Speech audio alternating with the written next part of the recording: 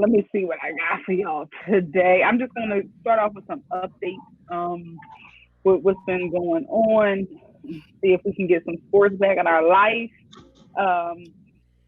First, what's been the big thing the last couple of days is the Little League. So they canceled this year's Little League World Series, which I felt kind of bad for those children, but it's nothing you can do right now. And that's pretty much been what everybody's been going through this year. But this is the first time the Little League World Series that they play each year since the very first tournament in 1947 is not postponed. It is actually canceled. So what's going to happen is now in their 75th anniversary tournament, which is like their almost like their next big milestone for the Little League, is going to be pushed back to 2022 now. You locked the basement door? With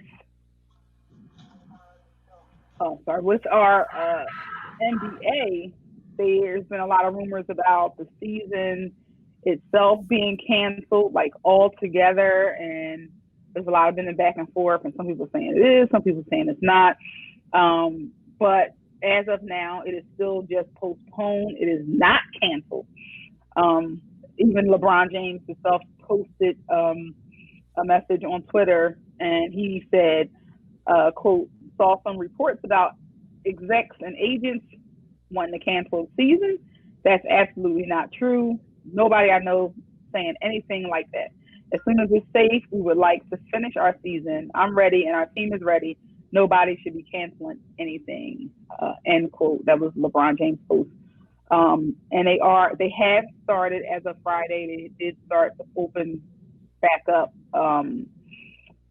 training facilities for the teams in the cities where it is safe for them to start workouts and trainings and that sort of thing. So everybody's doing that now, and more will happen and open up throughout the over the next few weeks. We'll see where things kind of land.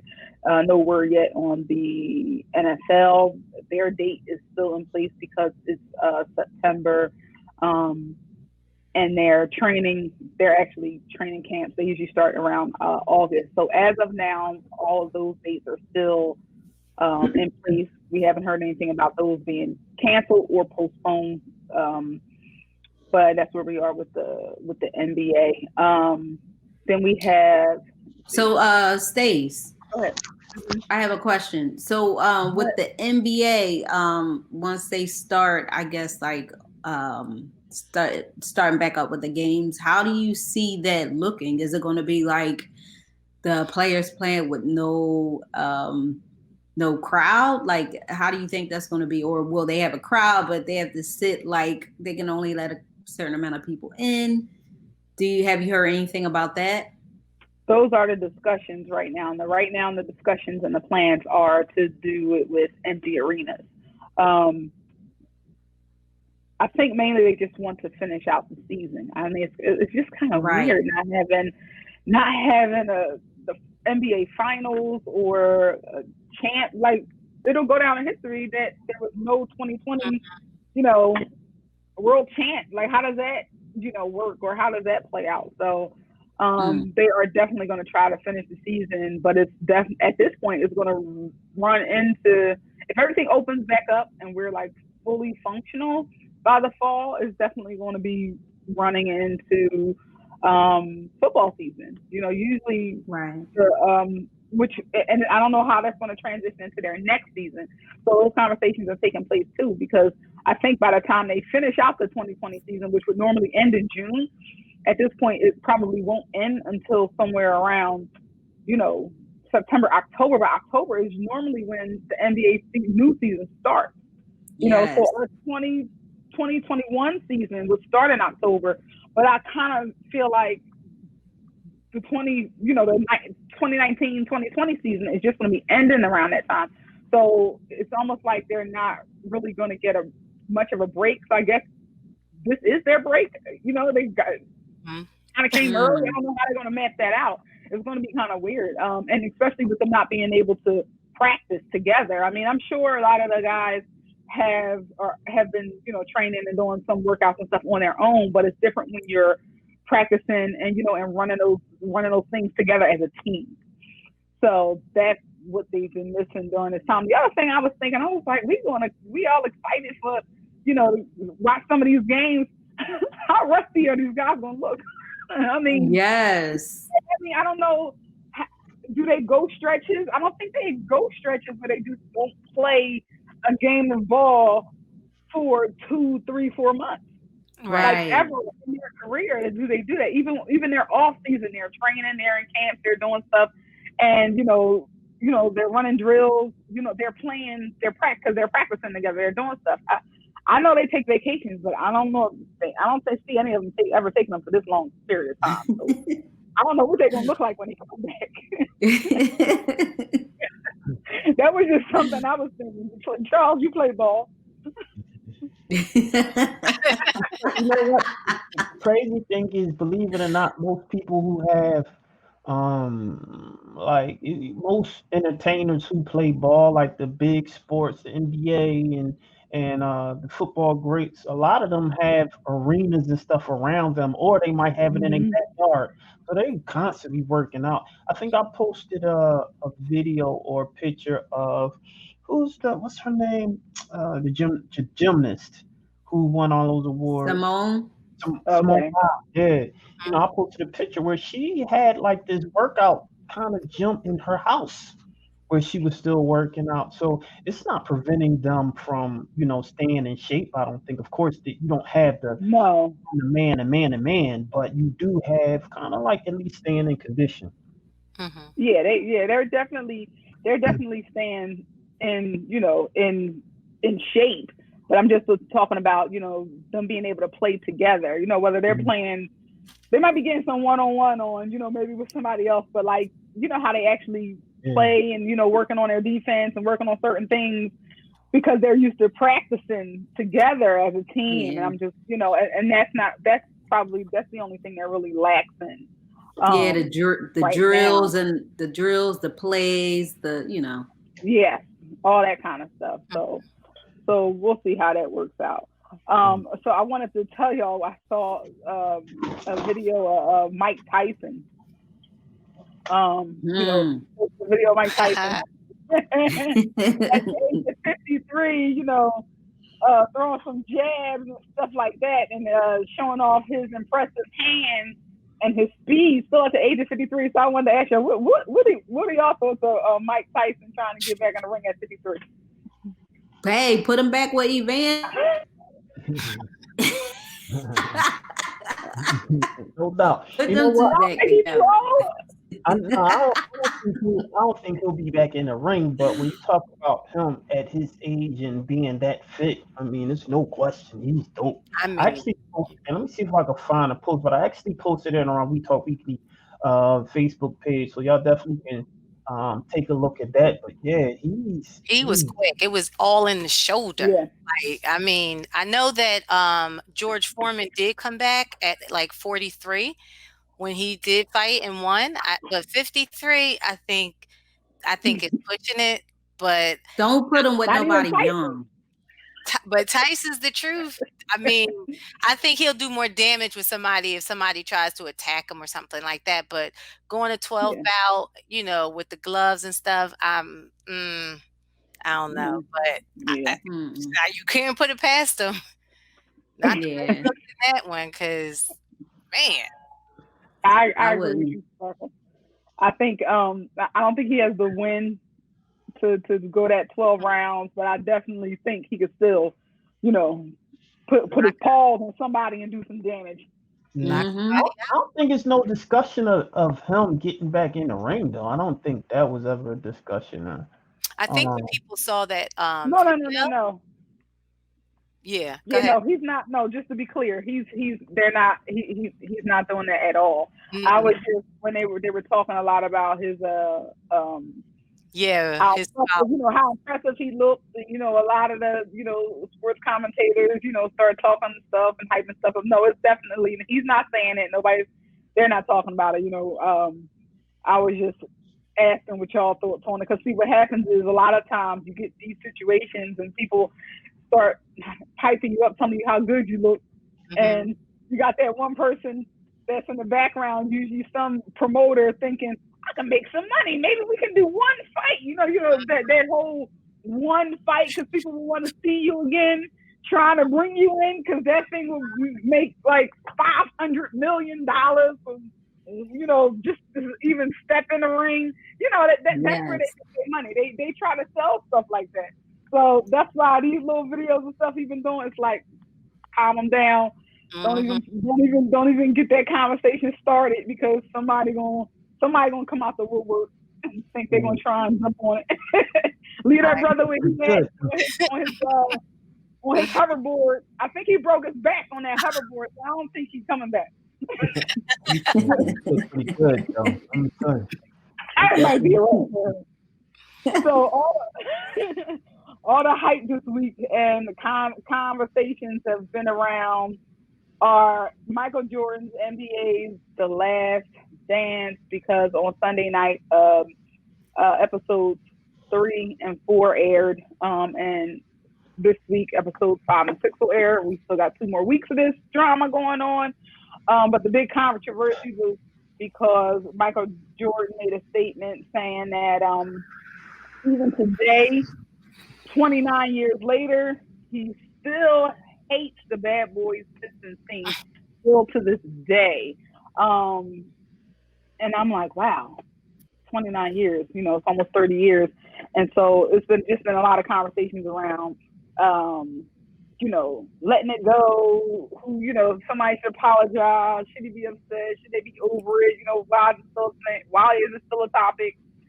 Some people are saying that he should feel the way he feels. Isaiah Thomas did a ton of interviews this week, constantly getting asked the same question about, the big issue was around him and his team choosing not to shake the Bulls' hands when they left the court after they had lost to them. Instead, they just held their heads down and just kind of let me get out of here. They didn't want to talk to nobody. They didn't want to be seen, and and they just kind of looked at it as a sign of disrespect because they was like, well, y'all beat us all these times and we still took your hands and y'all wouldn't do the same thing. And Michael Jordan just said it was poor sportsmanship on their behalf, and even making a statement in a documentary saying,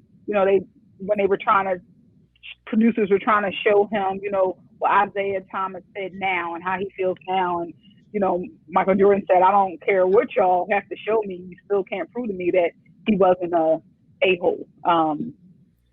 So he still, to this day, wasn't trying to hear nothing that he had to say. And I didn't realize that that because of something 29 years ago was the reason that they weren't, not talking today. So I thought that was interesting. So, what are y'all thoughts about that? Have y'all watched it? Are y'all watching it? Do y'all plan to watch it? Not much of it. What's going on? I've been watching it, and and it brings me back to those times, and I'm just like, wow. And he's right. Like before he looked at the, how they were showing Isaiah Thomas on what his excuse was. He was like, well, it was just like that back then. Everybody, when you lost. And Jordan's like, yo, when we lost, we came over and we shook your hand and all of that, So he was like, it's BS. And they was arrogant back then. They thought, who was Chicago Bulls before Jordan? Like you had Sixers, who was somebody, the Pistons, the Lakers, everybody had that prominent person, but the Bulls, nobody knew really, you know what I'm saying? Like it wasn't that person until Jordan came. Right. And but the other thing about watching it, a lot of people are also streaming about why is Jordan eyes so red? I know. I mean, first they was like, yo, if anybody did drugs and alcohol the most, it was not Pippen, Rodman. Like Rodman eyes ain't even look like that. Like what in the world? People he probably started once he retired. They talking about he probably started. They talking about his kidney, his liver, everything under the sun on why this man's eyes is so red during this interview. I don't know. Well, he cry a lot. They always got a bunch of crying memes of him.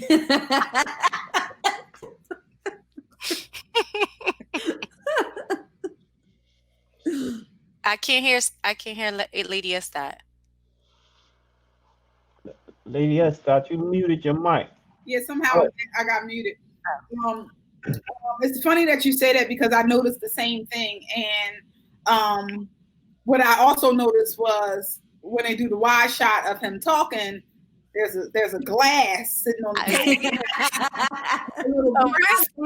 Yeah, I saw it. I said, well, you know, in the beginning, like the first episode, they tell about how, you know, he was in the hotel, went to knock on one of the teammates' doors, and almost like the whole team was in there, and they were all, you know, you had your weed smokers over here, your people doing lines over in this corner, everybody getting drunk. And he said everybody attests to the fact that he didn't do anything, that all he ever did was drink orange juice and 7-Up or ginger ale or something, and that he didn't drink, he didn't do nothing. They said, other teammates were saying that. He said he walked in that room and seen all that, and he kind of got out of there. That's what he said. And then they had other people, you know, confirming that he was such a hard worker. He didn't do any drugs, and he wouldn't even take a drink. They said he only drank like juice and ginger ale, like orange juice and ginger ale was his go-to. Everybody would like make fun of him about that.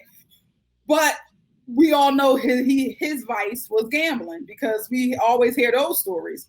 So I guess maybe he started drinking later in life, or maybe after he retired. I don't know.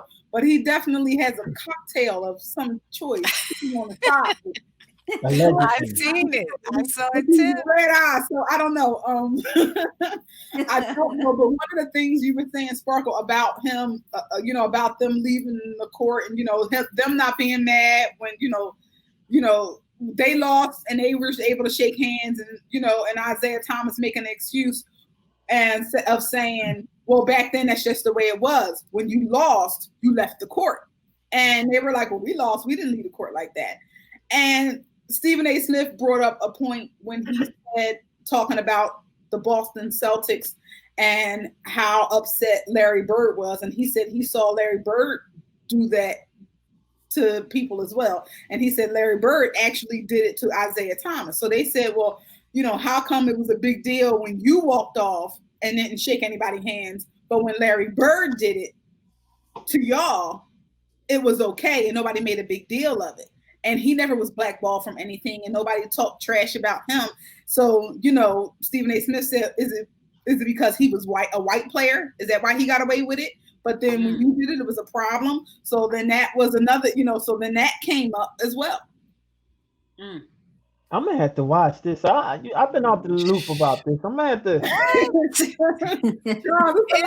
But actually, you can kind of binge watch it right now, because the first 4 episodes are already up, and the next 2 episodes are airing this week. So if you want to get caught up, listen. I told everybody last week, it's no sports on. So we're still quarantined. So if you need something to watch and you want your sports fix, I think this is it. So you might as well tune in. And what is it? It's called The Last Stand on Netflix. ESPN. It's on ESPN. ESPN. It's about the Chicago Bulls final season. And it took me by surprise. As much as I love the Bulls and I love that team, I never knew why they, the dynasty broke up the way they did. But it tells you in the very first episode that the owner called Phil Jackson into his office and said to him, I don't care if you win all 72 games this season. This is your last season. You're out next year. And I saw like the cross killing it. And I don't, so they talk about that riff right there. And a lot of the players who played under Phil and really loved Phil was like, well, if he ain't coming back, we ain't coming back, because they didn't really like the way he did Phil Jackson. So that's kind of like, and Phil Jackson went in to the team and said, okay, y'all, so they said when he wrote up his playbook and when they had their first meeting of that year, he titled that, The Last Dance, because he said he was straight up with them and he was honest with them. They just told me this, so we gonna kill it this year no matter what. But he titled, that season The Last Dance, and that's why they named this documentary The Last Dance. But you gotta watch it, Charles. I will. So that's what's going on in the sports right now. Tune in, check it out. Keep y'all posted on when we're gonna get people back on fields. in arenas and on courts as soon as possible. I'm your Lady S. And that is We Talk Sports. And there you go. We Talk Sports, ladies and gentlemen. It's your boy Charles Gregory with the beautiful Lauren Sizzle. and the beautiful Classy Lady Sparkle. got Lady Esther. It's bugs all over here. I'm like, what's going on? They flying I out know something flew past me a minute ago. I was looking Wait, like, wait, you gotta throw it to him. Wait, this way. I'm gonna throw it up to you. You gotta. That's what it looked like. Didn't it look like it? Charles was going like, yeah. Like, go ahead. That's funny, all right? Hold up. Everybody, hold up. Right. We got Lady Esther definitely in the building, man. We got about.